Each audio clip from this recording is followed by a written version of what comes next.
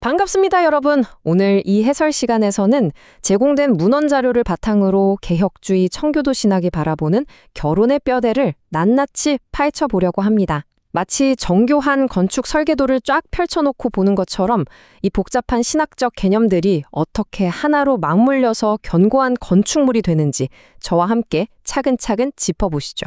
자, 시작부터 아주 엄청난 개념 하나 짚고 넘어가 볼까요?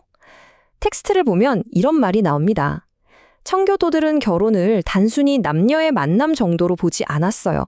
무려 지상에서 누릴 수 있는 천국에 가장 가까운 모형이라고 믿었습니다. 그러니까 결혼 생활 자체가 천국의 영광을 슬쩍 엿볼 수 있는 투명한 창문과도 같다고 생각했던 거죠. 정말 놀랍지 않나요? 이 거대한 설계도를 제대로 읽어내려면 우리도 기본 룰 하나를 확실히 세워두어야 합니다. 개혁주의 신학에 따르면 결혼은 그야말로 신성한 언약입니다. 요즘 우리가 흔히 생각하는 서로 마음이 맞아서 맺는 감정적 결합이나 이해관계에 따른 사회적 계약, 그런 가벼운 느낌이 절대 아니라는 거예요.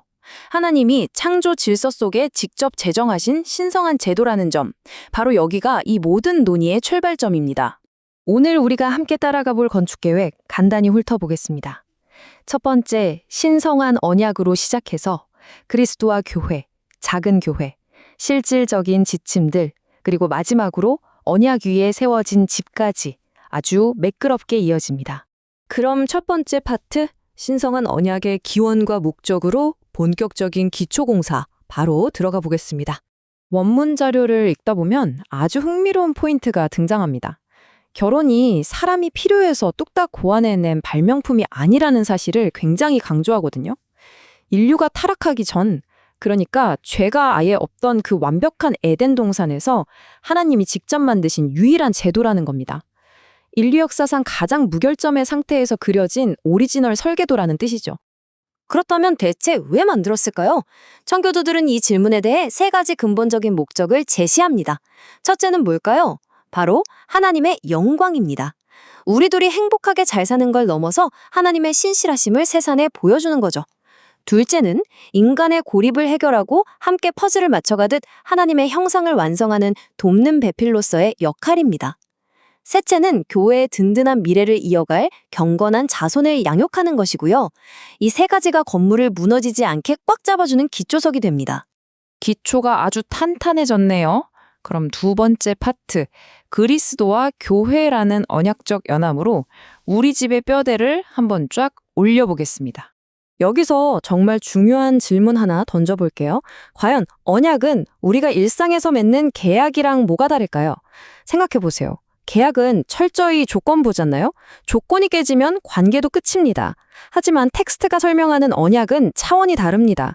죽음이 갈라놓을 때까지 지속되는 무조건적인 약속이거든요. 자기 백성을 끝까지 포기하지 않으시는 하나님의 변함없는 사랑을 그대로 쏙 빼닮아 있는 겁니다. 그럼 이 무거운 뼈대가 어떻게 안 흔들리고 균형을 잡을까요? 원문은 이걸 역할의 조화라는 개념으로 아주 흥미롭게 풀어냅니다. 남편은 마치 그리스도가 교회를 위해 희생하듯 이끄는 리더십을 발휘하고 아내는 교회가 그러하듯 기쁜 마음으로 그 권위를 존중한다는 거죠. 여기서 텍스트가 거듭 강조하는 건 이게 누군가를 억압하는 지배 구조가 아니라 서로를 향한 사랑의 밑바탕이 된 아주 아름답고 질서 있는 조화라는 점입니다. 자, 뼈대까지 튼튼하게 섰으니 세 번째 파트, 집 안으로 들어가 볼까요? 이른바 작은 교회, 가정 내 청교도적 원리입니다.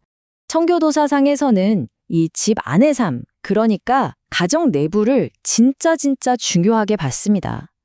가정이 곧 국가나 사회, 그리고 우리가 아는 그 거대한 교회를 떠받치는 가장 기본적이고 절대적인 블록이라고 생각했거든요. 기초가 튼튼해야 세상도 튼튼해진다는 아주 명쾌한 관점이죠. 그럼 매일매일 이 집안에서는 어떤 다이나믹이 일어날까요? 세 가지 핵심 요소로 쪼개볼 수 있는데요.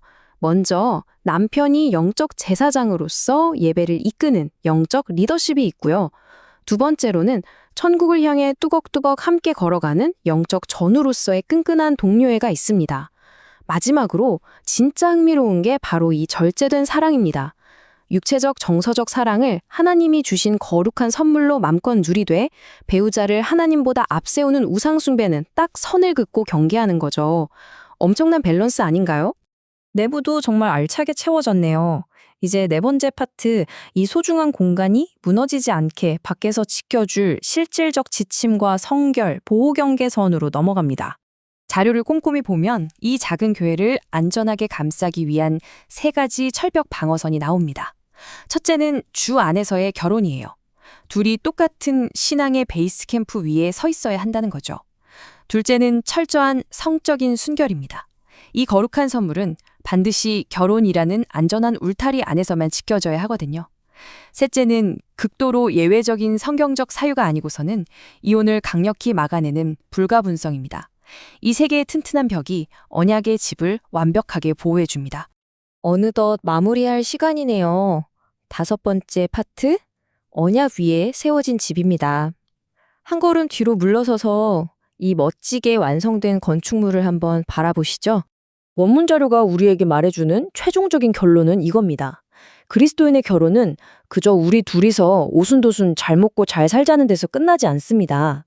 그것은 그리스도의 통치가 실현되는 가장 작은 하지만 가장 강력한 단위의 신앙 공동체를 세우는 일이에요.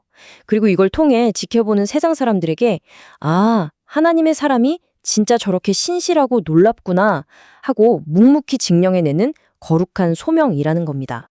오늘 해설을 마무리하면서 이 문헌이 우리 모두에게 아주 묵직하게 던지는 질문 하나를 나누고 싶네요.